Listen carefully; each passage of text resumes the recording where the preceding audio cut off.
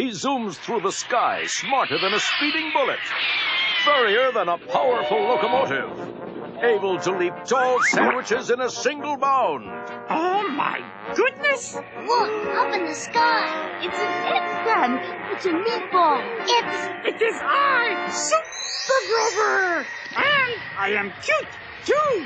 And now, everybody, once again, it is time for the exciting adventures of Super Grover.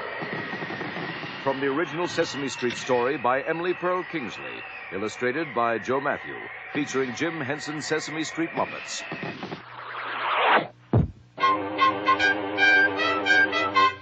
A Golden Book, in cooperation with the Children's Television Workshop.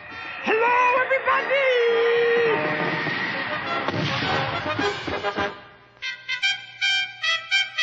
The origins of Super Grover. Daddy, where did Super Grover come from? And how did he get his superpowers? Well, kids, I'll tell you the story about Grover when he was a little monster. One day his mommy called him to come inside. Well, Grover, I have finished your costume just in time for Halloween. I hope you like it. Why, Mommy, it is a superhero costume. Oh, just what I always wanted. The next day was Halloween. Oh, dear. I must find a telephone booth so that I can put on my costume. Superheroes always change into their costumes in telephone booths. I shall run down to the telephone booth on the corner because I know that is a cute one.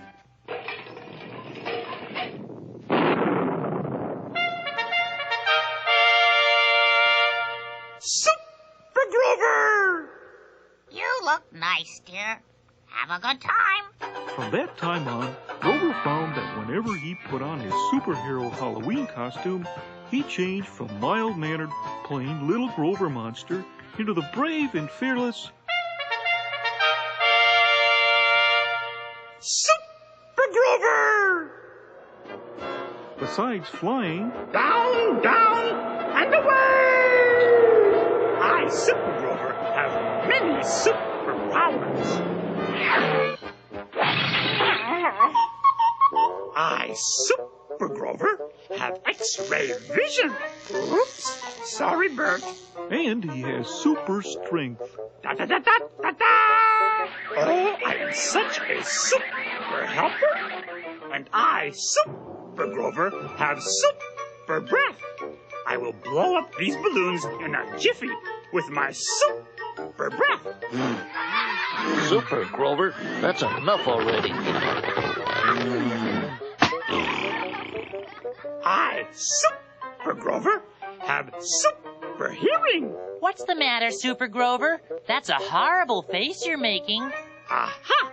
It is Oscar.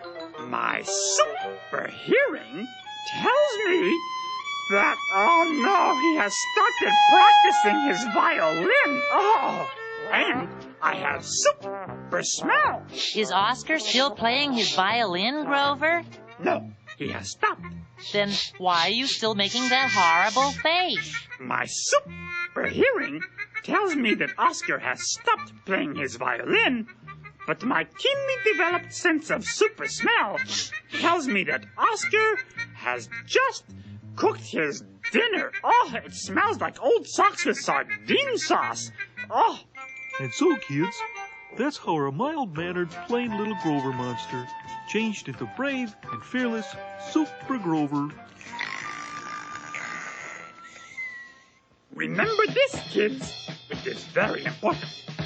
Even if your mommy makes you a superhero costume, do not try to do any of these things, especially flying, because you cannot do it. You do not have superpowers, because there is only one Super Grover! And that is me.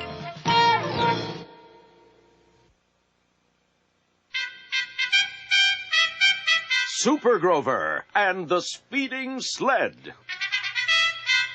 Whee! One winter day, Rhonda Sue Bissy decided to find the biggest and steepest hill she could and go sledding. Oh, Look at this beautiful long hill. I've never gone down this hill on my sled. I think I'll go for it. Whee! This is great! Meanwhile, Super Grover was flying high above. I must see if anybody is in trouble. Yoo-hoo! Anybody need help? Your friendly neighborhood superhero is available right now. Any takers? What is that? My super sharp eyes see something far down below. Whee! Oh my goodness!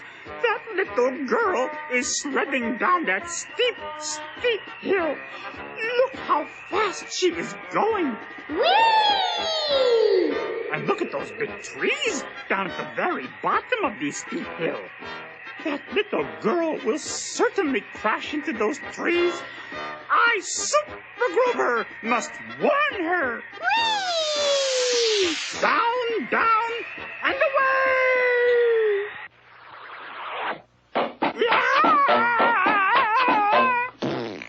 How about this super plan? I will make a big stop sign to show that sweet little girl. When that sweet little girl sees this, she will know to slow down her sled and stop. Oh, here she comes now. Little girl, it is I, Super Grover, here to tell you. Do you see? My stop sign did not work. I must use my super brain to think up something else to stop her. I wonder what that stop sign was doing right in the middle of this hill. Aha! I have another super clever idea. I will build a great big wall of snow. That will surely stop that little girl. Oh, no! A great big wall of snow in front of me. If I don't watch out, I'll crash into it. Hey! Boy, that was close. Aha! How about this super smart plan? I am hanging here from the branch of this cute little tree. When that little girl goes under me, I will catch her by the ankles and stop her with my super strength. You know, sometimes even I am impressed with how super smart... I wonder what that furry blue thing was. Help! Oh, stop! Oh, help! Oh! You know, I'm getting awfully close to all those big trees. I'd better slow down or I might crash right into them. Easy does it. Oh, that little girl does not even know how to stop. Super Grover got up and brushed the snow from his super cape. Now, you were going down that hill very, very fast. Oh, hi, Super Grover. Wow, that was the best sled ride I ever had. There was a stop sign sticking up out of nowhere. Then there was a great big wall of snow. And then there was a furry blue thing hanging from a tree. It was incredible. It was fantastic. I'm going to do that again. Do you want to come with me, Super Grover? Oh, my goodness. Super Grover. Super Grover.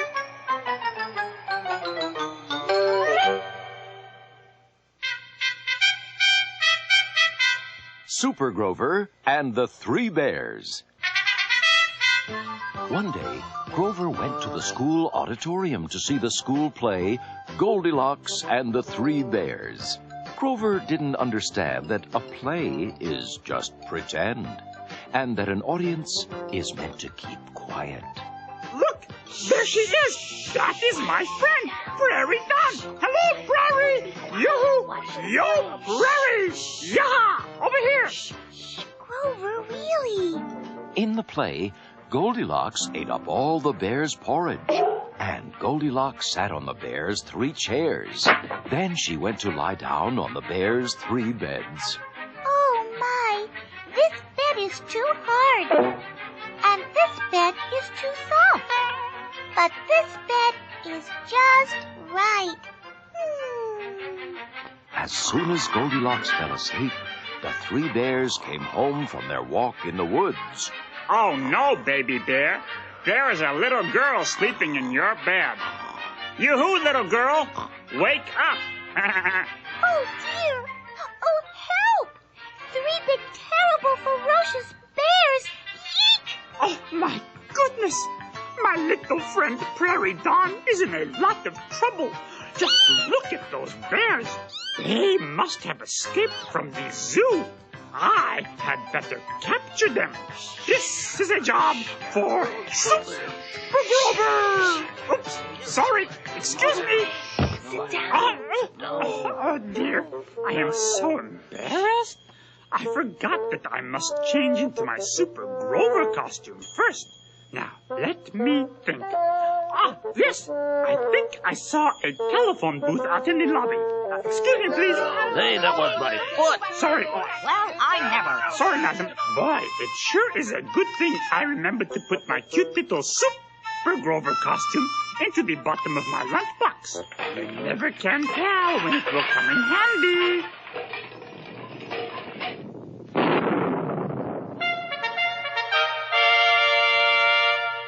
Super Grover!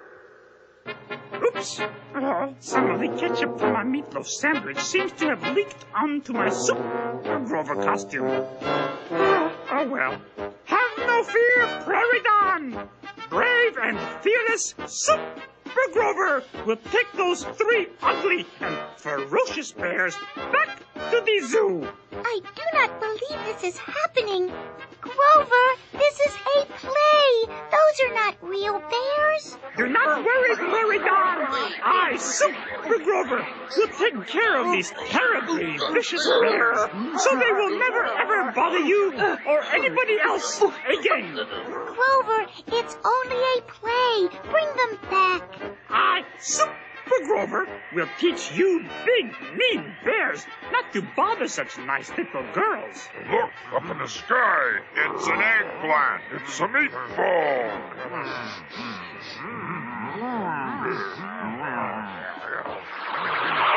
There you are, where big, ferocious bears like you belong. And now, back to the auditorium. Adios, bears. Back in the empty auditorium, Prairie Dawn sat all alone on the stage. I will never forget what you did today, Grover. Oh, do not thank me. We superheroes live to serve. Now that those 3 dangerous bears are back in the zoo, you can go on with your play. Now I'll never be a star. Meanwhile, at the zoo, Please hurry, Mr. Zookeeper. Sir.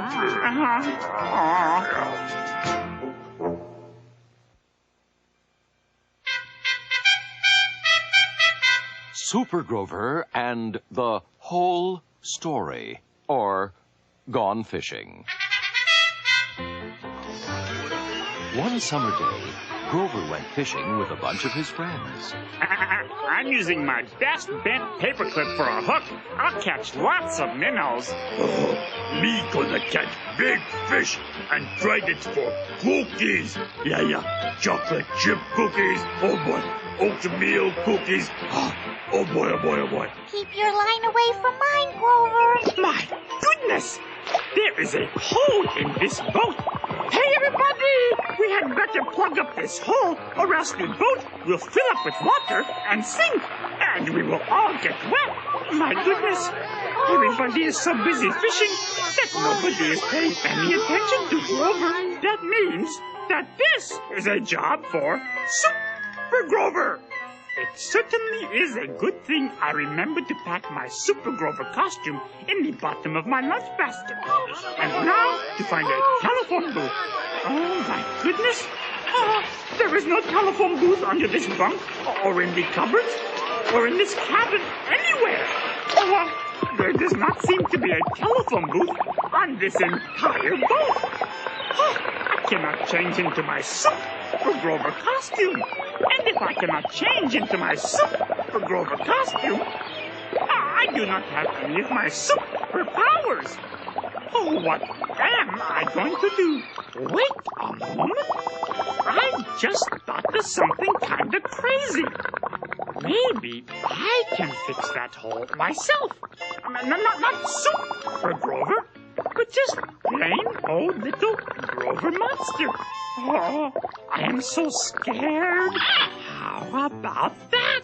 Without my superpowers, I had to use my plain old regular cute finger. And guess what? It worked just fine.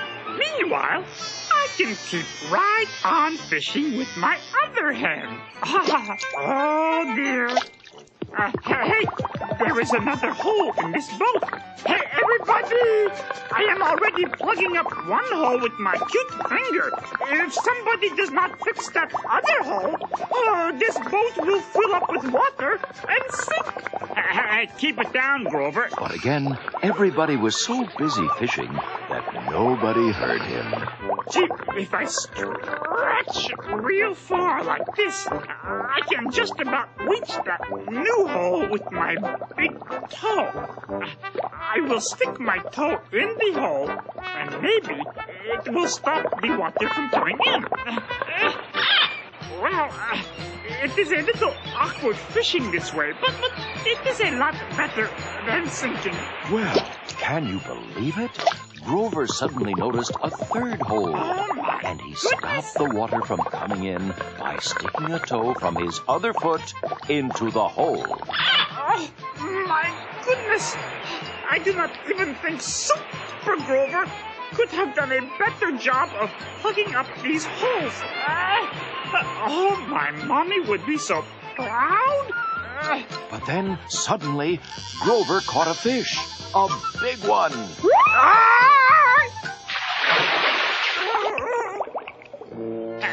Keep it down, Grover. You'll frighten the fish away. The water started pouring into the boat faster than ever. As Grover was pulled down to the bottom, he saw, could it be? Was it possible? An old rustic telephone booth.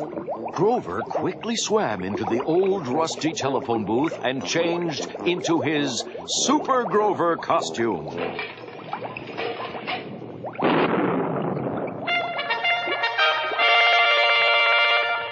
Super Grover!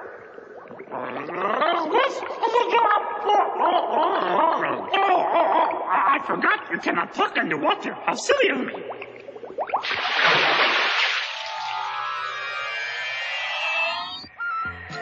I, powerful Super Grover, am picking up this whole big boat to save it from sinking. Hey! And that is how Grover Monster and Super Grover saved the day. Who was that flying blue monster anyway? It's an eggplant. It's a meatball. Oh, God. I thought it was a flying eggplant. I told you it was a meatball. It is I, Super Grover! Goodbye, everybody!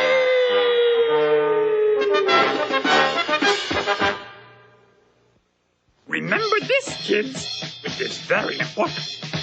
Even if your mommy makes you a superhero costume, do not try to do any of these things, especially flying, because you cannot do it. You do not have superpowers, because there is only one Super Grover! And that is me.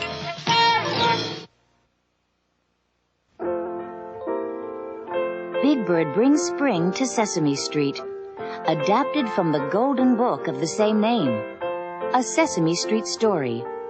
A Golden Book by Lauren Collier Swindler. Illustrated by Marcia Winborn. Featuring Jim Henson's Sesame Street Muppets. In cooperation with the Children's Television Workshop. One morning, Big Bird went for a walk down Sesame Street. Everything was disappearing under a thick blanket of plain white snow. Gee, everything is covered with snow. The sidewalks where we played hopscotch and jump rope last summer are all covered. Even the tire swing. Everything I like to play on is hidden. I wish spring would come. Big Bird walked through the park feeling sorry for himself. Hi, Big Bird. Hello, Big Bird. Wonderful, Big Bird. I don't think so. I wish it was spring already. Hey, Big Bird. Want to slide down the hill with me? It's fun, see? Whee! No, thanks. I want to ride my unicycle. but I can't in all this snow. Look, Big Bird, the ice is perfect for skating. Come on over. No thanks, kids. I'd rather go roller skating, and the snow's too deep. I can't even play in the sandbox anymore. Winter's no fun at all. I'm going home. But as Big Bird walked past Oscar's garbage can... I love this crummy weather. Gotta chill this hot chocolate down so it tastes good and yucky. Hi, Oscar. Hey, what's the matter, Big Bird? It's a great storm. You ought to be happy. I'm tired of this plain white snow.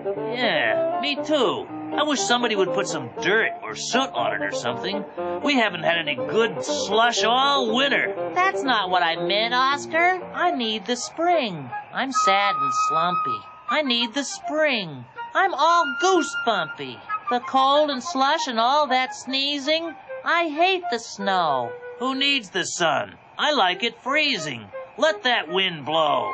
Oh, that's heaven, gloomy and dreary. I love a day that is chilly, wet, and bleary. I need the days with a warm and gentle sun. This long, dark winter is just no fun. It warms my heart to feel the frost. I want the warmer days I've lost of spring, spring, spring. Well, forget it, Featherface. Gee, Oscar, I'm going to be just as grouchy as you if I don't think of something to cheer myself up. Maybe I should buy some sunglasses to remind me of a sunny day. No, wait a minute. A great big bright kite might do it. I guess not. Suddenly, Big Bird had a wonderful idea. I'm going to go get some flowers at McIntosh's store right now. I'll buy some flowers to put in my nest.